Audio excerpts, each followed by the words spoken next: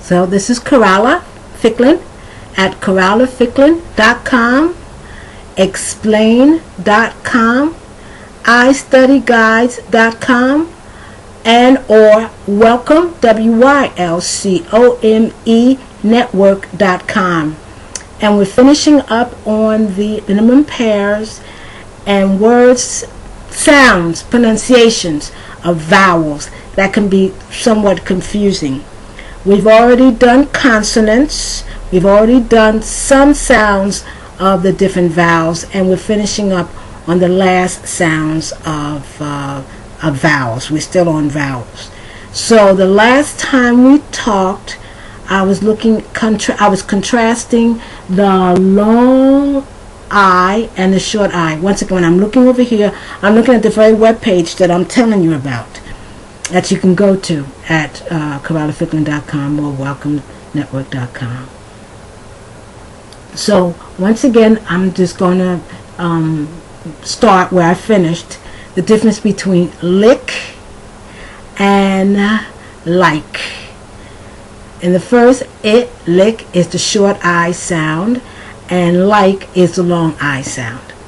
Now we're talking about the difference between the short A and the short U. So the short A would be ankle, ankle. You know, you have your foot, then you have your ankle. That's what connects your leg to your foot, the ankle. The brother of my father is my uncle. My uncle. So the difference in pronunciation is ankle, uncle. Okay, that can be confusing. Now we have the short E and the long A.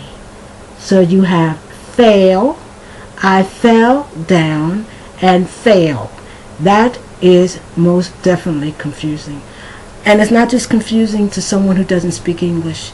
I think that slowly but surely those two words are coming together in pronunciation. And I wouldn't be surprised that in certain areas of the United States, they don't already have the same pronunciation. Because I don't know if you know this or not, but there is no Academy of the English language. There's the Academy of the French language, the Academy of the Portuguese language, there's the Academy of Spanish, and in that academy, scholars decide what's acceptable, what's not acceptable, what words can come into the language, and what words can't, and even in pronunciation. In English, there is no such thing. English is a very democratic language in the sense that if enough people say it, and if it doesn't go too much against the grain as what's considered acceptable and not acceptable, it can eventually be accepted within the English language. I can remember when my father was a young man, you could not say if I was you. You couldn't say that. That would be incorrect English. If I was you. Today, it's quite acceptable to say if I was you. That's a subjunctive because you aren't me. You'll never be me. You weren't me in the past. It's if I were you. If it were raining. Or if it had been raining. It hadn't been raining. It wasn't raining, but you're talking about a past or a present in a sense. A present that doesn't exist. If I were you, but you're not me.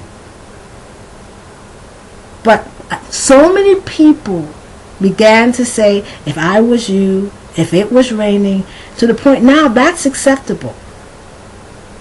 2-3 generations ago, it most definitely wouldn't have been acceptable. So the difference between the short E and the long A in the words fell, F-E-L-L, I fell down the steps, and fail, I failed 4th grade, or I will fail 4th grade, it's so close that sometimes I wonder if I even say the difference.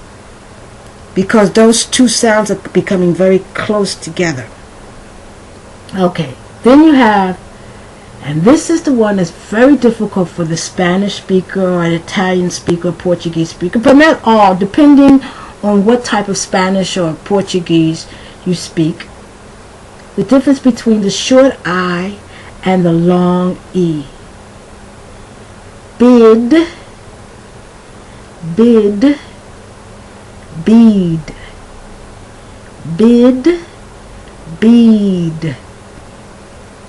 And the difference is, if you can tell from the long E, the sound, the E is longer. E, that's why it's called long, E. And the I is short, and it's shorter. The pronunciation is shorter. So it, bid, hid, it, lid. So lid, it, lead. Hid, it, heed. Sid, it, seed. We have a lot of audio tapes dealing with the difference between the short I and the long E. So because you can get it.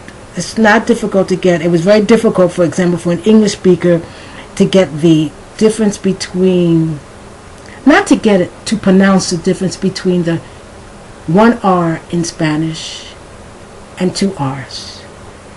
In the beginning, when you're trying to pronounce P-E-R-O, pero, no problem. But when you have to pronounce P-E-R-R-O, many English speakers go pero, trying to do their tongue. But practice makes perfect. Practice makes perfect. So eventually you are able to go pero. But it takes time. And it takes time to distinguish between certain sounds that are very close together. Just like in Chinese, for example, I think they have 3 or 4 tones, I'm not sure. And depending on how you say a word, ma, depending on how you say a word, the meaning changes. In the beginning, it all sounds the same, but with time, you're able to distinguish. So, if in the beginning you don't hear the difference, or you say, I can never get that, yes, you can. Anybody can learn a foreign language. Anybody can learn another language to the point where it becomes maybe not as close as their own language, but close enough so that you're able to understand it, and maybe, depending on your age, depending on your ability, speak it well. Maybe always with an accent, but so what? Everybody has an accent. The Brits have an accent, to us, to an American. I know to people who speak British English, Americans have accent. They sometimes, to insult us, they say, "Oh, you speak American," versus you speak English. Well, probably we do. Okay, so let's finish up. Then you have the O that sounds like an A versus the O. So let's look at it. Tall, but that's not spelled T-O-L-L. It's spelled T-A-L-L, like all, tall, hall, all, and tool. I don't think that's confusing. Tall, all, tool, no. And then finishing up, the A versus the U, when the A is such as harsh, a harsh rule, so it's really the AR, harsh, and that's more of a diphthong, versus hush. So, we finished the minimum pairs. It took 3 videos to do it, but we finished them. So, if you have any problems or questions, just go on our website, and you can get an audio which can help you practice. But no matter how difficult these might sound in the beginning, they're comprehensible. You can get it. Anybody can learn another language. It's just a matter of practice, and persistence. One of my favorite people is Malcolm Gladwell, and he says a genius is one who continues and loves what he's doing and continues even when he's tired, even when he doesn't want to continue anymore. So you can get this. Okay, so this is Corralda Ficklin at corraldaficklin.com. Thank you.